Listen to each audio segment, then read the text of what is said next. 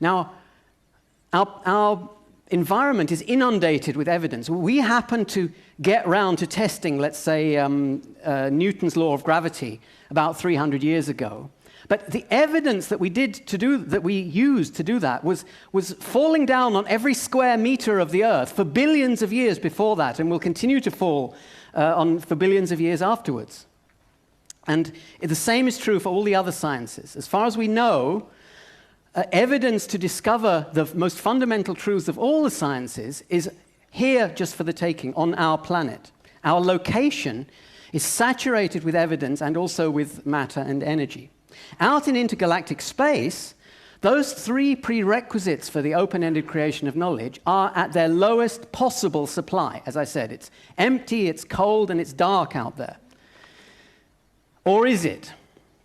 Now, actually, that's just another parochial misconception. Because imagine a cube out there in intergalactic space, the same size as our home, the solar system. Now, that cube is very empty by human standards, but that still means that it contains over 1 million tons of matter. And 1 million tons is enough to make, say, a self-contained space station on which there's a colony of scientists that are devoted to creating an open-ended stream of knowledge, and so on.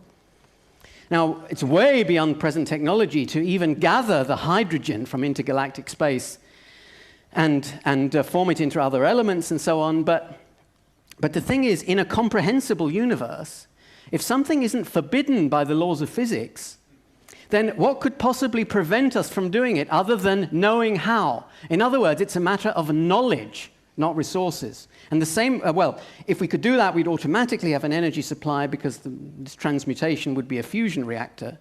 And evidence, well, again, it's dark out there to human senses, but all you've got to do is take a telescope, even one of present-day design, and look out and you'll see the same galaxies as we do from here.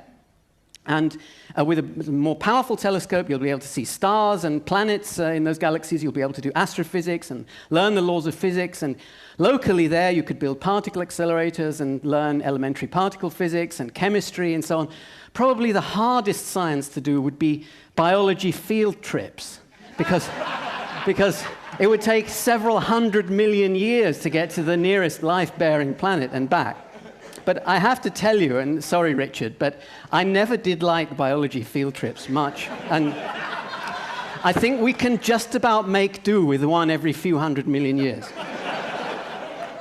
So, in fact, intergalactic space does contain all the prerequisites for the open-ended creation of knowledge. Any such cube anywhere in the universe could become the same kind of hub that we are, if the knowledge of how to do so were present there. So we're not in a uniquely hospitable place. If intergalactic space is capable of creating an open-ended stream of explanations, then so is almost every other environment, so is the Earth, so is a polluted Earth. And the limiting factor there and here is not resources, because they're plentiful, but knowledge, which is scarce. Now, this cosmic knowledge-based view may, and I think ought to, make us feel very special. But it should also make us feel vulnerable, because it means that without the specific knowledge that's needed to survive the ongoing challenges of the universe, we won't survive them. All it takes is for a supernova to go off a few light years away, and we'll all be dead. Martin Rees has recently written a book about our vulnerability to all sorts of things, from astrophysics to scientific experiments gone wrong, and most importantly to terrorism with weapons of mass destruction. And he thinks that civilization has only a 50% chance of surviving this century. I think he's going to talk about that later in the conference. Now, I don't think that probability is the right category to discuss this issue in. But I do agree with him about this. We can survive, and we can fail to survive. But it depends not on chance, but on whether we create the relevant knowledge in time. The danger is not at all unprecedented. Species go extinct all the time. Civilizations end. The overwhelming majority of all species and all civilizations that have ever existed are now history. And if we want to be the exception to that, then logically, our only hope is to make use of the one feature that distinguishes our species and our civilization from all the others, namely our special relationship with the laws of physics, our ability to create new explanations, new knowledge, to be a hub of existence. So let me now apply this to a current controversy, not because I want to advocate any particular solution, but just to illustrate the kind of thing I mean. The controversy is global warming. Now, I'm a physicist, but I'm not the right kind of physicist. In regard to global warming, I'm just a layman.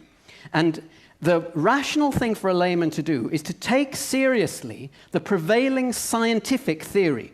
And according to that theory, it's already too late to avoid a disaster, because if it's true that our best option at the moment is to prevent CO2 emissions with something like the Kyoto Protocol, with its constraints on economic activity and its enormous cost of hundreds of billions of dollars or whatever it is, then that is already a disaster by any reasonable measure. And the actions that are advocated are not even purported to solve the problem, merely to postpone it by a little. So it's already too late to avoid it, and it probably has been too late to avoid it ever since before anyone realized the danger. It was probably already too late in the 1970s when the best available scientific theory was telling us that industrial emissions were about to precipitate a new ice age in which billions would die. Now, the lesson of that seems clear to me, and I don't know why it isn't informing public debate. It is that we can't always know. When we know of an impending disaster and how to solve it at a cost less than the cost of the disaster itself, then there's not going to be much argument, really. But no precautions and no precautionary principle can avoid problems that we do not yet foresee.